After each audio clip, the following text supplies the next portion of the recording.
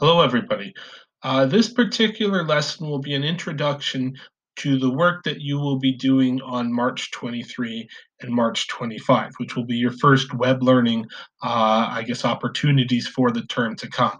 The topic for the lesson is on sentencing, and in particular, the question of do all forms of sentencing that we're used to work, or is there maybe a need for reform and new strategies to be employed? In terms of what I'm going to be doing with you today, it's really more of just a quick introduction, probably no more than about 10, 15 minutes or so, where I'm going to talk to you a little bit about the issue.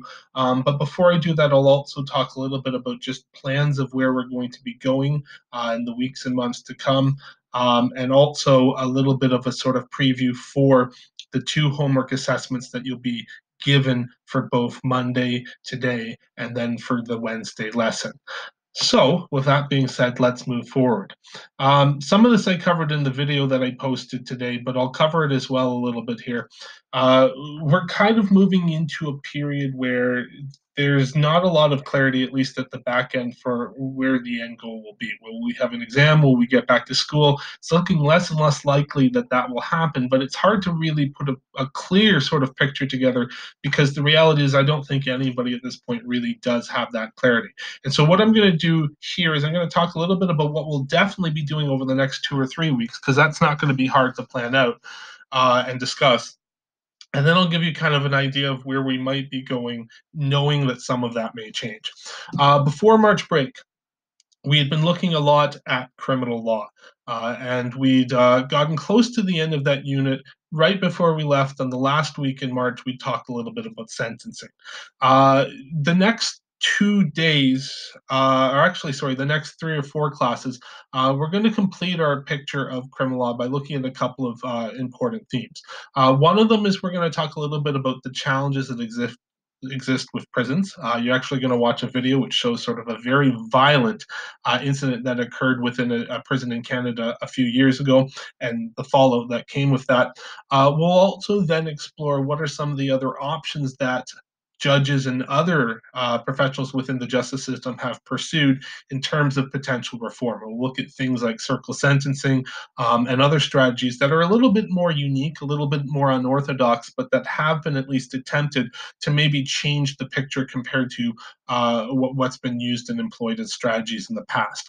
The other major theme, which I think you're going to find really interesting, is we're going to talk very briefly about the death penalty, but we'll look a little bit more at one of the arguments that's often used against the death penalty in Canada and other countries, which is the question of what happens when a person is convicted of a crime and then is determined to have been actually wrongfully accused. We'll be looking at a documentary of Stephen Truscott, who is a famous Canadian who went through that experience. There will be another case study and some other information that we'll look at as well. The second details I'm still sort of putting together, but they'll be there certainly within the next week. Once we finish with that material, probably early part of next week, so we're looking at about the last day of March, 31st, first couple of days of April, we're going to transition into working on the second part of the ISP. Everybody had an interview before the break, so even though I don't have those mark sheets to hand back, I'm going to have to figure out how to get that to you. Hopefully at some point I get into the school and can scan them and send them back.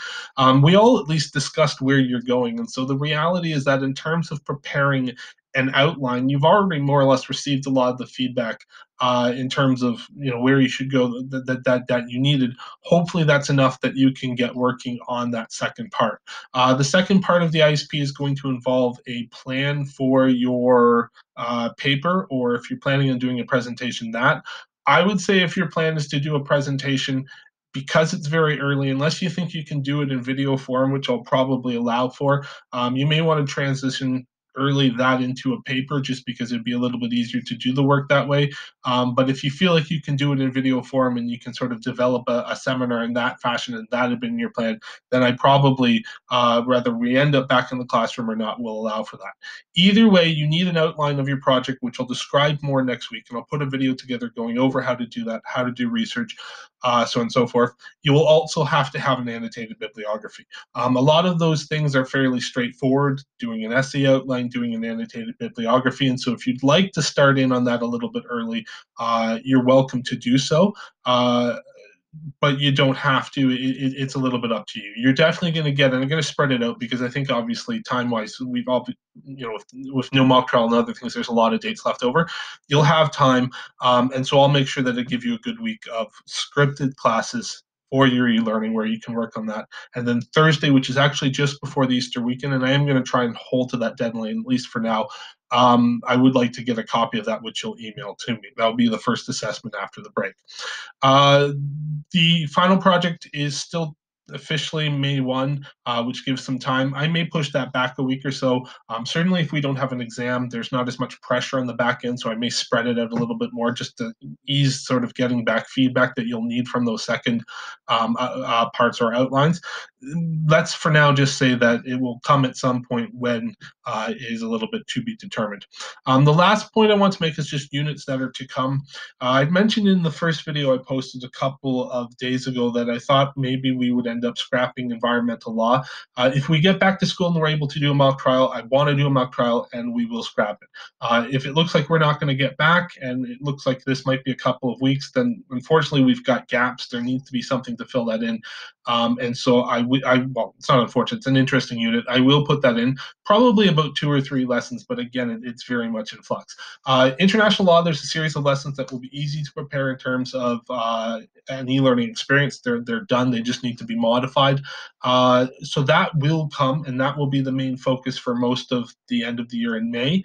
What is a little bit indeterminate is what will end up happening with the assessment at the end. Most years we have a UN debate, which is kind of like a panel discussion where everybody gets a country and they have to discuss their views. I'd love to do it. This is the perfect year. I mean, some years it's hard to find a topic. This year, I was speaking to my father the other day about it. I said, there's an obvious topic there, not knowing, of course, quite what was to come. Maybe we'll have to sort of find a way of doing it in an online way. We may end up just having it more of a report. Maybe we'll get lucky. This will subside and we'll get back in the classroom. Either way, I'll let you know when I have a clear picture of what you'll be doing for an assessment there. But expect some kind of assessment, especially if there's not going to be an exam, which may end up being the case. I'm going to have to figure something out, and that would be a good thing for me to be doing. Okay, before the break, we looked at sentencing, and we saw that in Canadian criminal justice system, sentencing is an interesting and important part of the process. Oftentimes, we use peers to determine a person and whether or not they are guilty of a crime. Are they guilty or not guilty? In major cases where you have very significant trials, often we use a jury for that. In other cases, we may just use a judge. When it comes time to sentencing, though, we saw that judges, because they have a little bit more experience, a little bit more knowledge of the system, they actually play a critical role within the courtroom because they have to determine what to do with that person and how to deal with trying to, I guess, deal with the fallout of the crime that they've committed. What's the most appropriate remedy? What's the best for society, best for the individual, best for the victims? There's a lot that they have to consider. There's a number of different options. And again, I'll reiterate because it's been a little while, but there are obviously a number of things that a judge can choose. If you feel like the particular crime is such that you need to at least acknowledge that there is guilt, but there's no real social or personal for the convict benefit to really pushing the matter, you may give what's called an absolute or conditional discharge. And the person essentially will be given a conviction, but they may either just be sent home and told don't do it again, and hopefully you've learned your lesson, or maybe they'll face some minor sorts of conditions like community service work or counseling, whatever. But the goal generally in that case is rehabilitation and moving on and not wasting a lot of resources, because hopefully the person is in a position where there's no real need for a heavy arm of the law. When you need a little bit more of a penalty, sometimes judges will consider a greater scale of sentence with things like fines and probation. Fines, of course, involve just money, and probation involves people being put into the public with a defined term where they lose some of their liberties. They have to check in with an officer periodically, but they also get an ability not to have to use up resources in an expensive jail system, and they get an ability to not necessarily have their life completely disrupted. Final 2 options we talked a little bit about were intermittent sentences, where periodically you may use jail, but not in a sort of endless period. There'd be gaps where a person may be able to take time off. And then finally, the most onerous and generally speaking, the most heavily debated option, which is imprisonment. We're going to be looking a little bit at imprisonment, at least for your first lesson. And it's important to note that it's a really sort of debated topic. For years in Canada, prison has been a tried and true solution for offenders, and in particular for people who commit violent crime. But there's often been, and this is a constant question, a lot of question in terms of, or a lot of discussion in terms of, is prison the best option? And in fact, while it is necessary in some cases, nobody would deny that a Paul Bernardo should be in a prison setting. There are circumstances where questions are raised in terms of, are we getting the most out of people in the prison system, or are there better ways to deal with a person who's committed crime and use the limited, scarce resources we have within our economy and our justice system in order to provide a solution for their crime. Couple of points that I'll note, and I'll just go through a couple of videos here.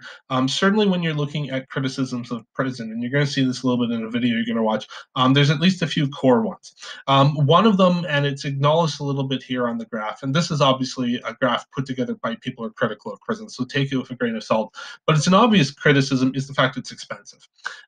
Prison, they estimated, and this was about 10 years ago, that prison cost as much for a higher end prison as $100,000 per year.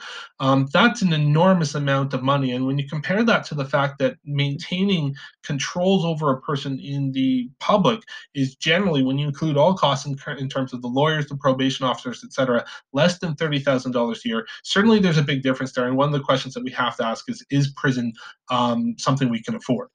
Canada has challenges within its prisons in that we don't have enough of them. We need more compared to the number of people who are assigned to prison. And that often creates a real challenge because not only are we dealing with huge costs, but we're also dealing with the consequence of maybe not having fulfilled those costs as well as we need to in terms of existing infrastructure. And again, it raises a number of issues. A second issue, which is often brought up, is the question of, does prison provide for proper rehabilitation? And this graph here kind of goes over that idea a little bit, and I'll get to that. I think it's pretty obvious. When you put a person into a prison setting, one of the major challenges that you often face is the fact that when a person is in prison, they're surrounded by other people who've committed crime. And when you consider that almost 80% of the people who are sent to prison in Canada, and that's not a false statistic, that is fairly close to the year-to-year average, although it varies up and down, you really have to question, are we putting people in a position where they actually can rehabilitate and come back into society and be helpful and useful contributors, or are we maybe actually breeding the next group of violent offenders in terms of people who in many cases weren't that violent when they went in there? It's definitely a major concern, and it's certainly one of the issues that comes up. The film, as I mentioned, that you're going to watch looks a little bit at a prison in Canada and some of the challenges that are there. Those prisons, usually run by the provinces, and you can see that up here, the guards only have so much that they can do, and as much as they're often well-run institutions, there can be problems that occur. And certainly when you look at those sorts of studies and you hear about those sorts of things, while they're not always necessarily the norm, they do reflect the fact that there's a lot of potential problems. A third and sort of final significant issues that comes about with prison, and I've made a little bit of a note of that in the slides to come. This, just by the way, you can look at it on your own, but it talks a little bit about costs. You'll notice that when you're looking at segregation, which is a person who's really violent and has to be removed from general population, that's safer for everybody involved, but it does raise questions in terms of the psychology of the prisoner, and it's also incredibly expensive. I mean, that's a huge amount of money for that particular, I guess, choice. The final issue, and it's a controversial one, certainly it's one that's often discussed from different perspectives, but I think it's worth acknowledging, is the fact that a lot of critics of prison would argue that prison is often a result that occurs more often for certain kinds of people. People who don't have resources, can't afford as good a lawyer, and they often end up in jail. Similarly, people who are visible minorities, particularly in Canada, people who are African Canadian or people who are Indigenous, the old fashioned term here because it's an older cartoon, but you get the idea. They are very disproportionately represented within prisons. And while part of that is just a result of the fact that there's more crime in areas where those people live, largely due to socioeconomic challenges. There's not as much money always in those areas. Part of the challenge is also the fact that sometimes when you have these sorts of conditions, there's a systemic, bias that exists within the way we deal with things. And in fact, oftentimes you end up with people who are almost driven towards prison because there's such a culture of it, and the culture starts in many cases. Some would contend with poverty, desperation caused by poverty leading to poor choices, or if not desperation, just the negativity of an impoverished situation, and then a vicious circle that starts to begin. Here you can see sort of a cartoon which jokes about just how often you do find Indigenous people within the prison community. Jokes, I use that term liberally. I think it's a serious cartoon, but it's obviously getting that idea across in a somewhat sarcastic way. And then here you can see just some statistics as well, and you can look these over on your own. Your homework for tonight, and I am going to provide a little bit of a summary in terms of video form for at least the second half of it, is as follows. For today, I want you to look a little bit at the culture of prison, in particular the challenges of running prison. There's a video that was put together a few years ago about sort of the violence that can occur within prison. In particular, it looks at Elgin, Middlesex, which I believe is just outside of London, Ontario. I want you to watch that. There's some questions. Take some notes. I will qualify before you start to watch. It's a video that's put together by CBC, Fifth Estate. Obviously, the people who run that particular documentary, I guess not just documentary, but the program, and the people who work there, they generally have a bias of sorts. They often have a message that they want to present with each episode, and they certainly push that particular thesis. Not all prisons necessarily deal with the challenges that they're introducing here. Some would argue that this is maybe a negative selection bias in terms of what they're showing you as a viewer. So do have that skepticism. Okay, it's not necessarily what's always there, but I think at least it gives you an idea of how sometimes culture within prison, it's not always as clearly organized as you'd want it to be. And in fact, sometimes because there's only so many guards, and really we can't afford to have everybody in society being a guard in prison, problems can emerge. So take a little bit of a look at that. It will at least give you an idea of some challenges that are there. And I think you'll find it interesting, maybe even a little bit shocking. Certainly I was a little bit surprised when I saw this. The second thing that I want you to look at deals a little bit with solutions for how we can maybe approach things using different strategies. It's worth noting that since the 1990s, the government has offered some new ideas for rehabilitation. One of the biggest ones, and you're going to read about this, so I'll talk about it more in my video that takes things up, but is restorative justice. It's an idea of bringing, not just having a judge dictate and giving a sentence, but bringing the community together when a person's being sentenced and asking all kinds of people within the community, the person's parents or guardians, their teachers, the principals at their school, the mayor of a town, if it's a small town where they live.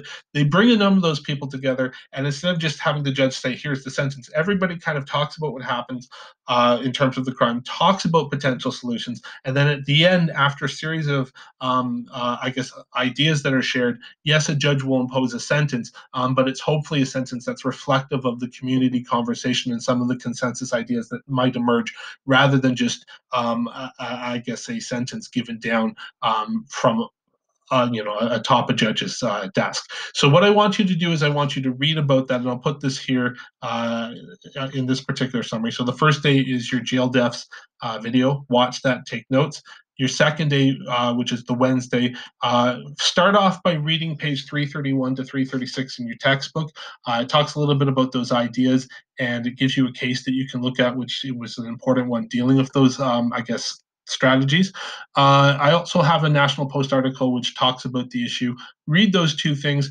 Once you've read those, you can answer questions on the handout that's provided.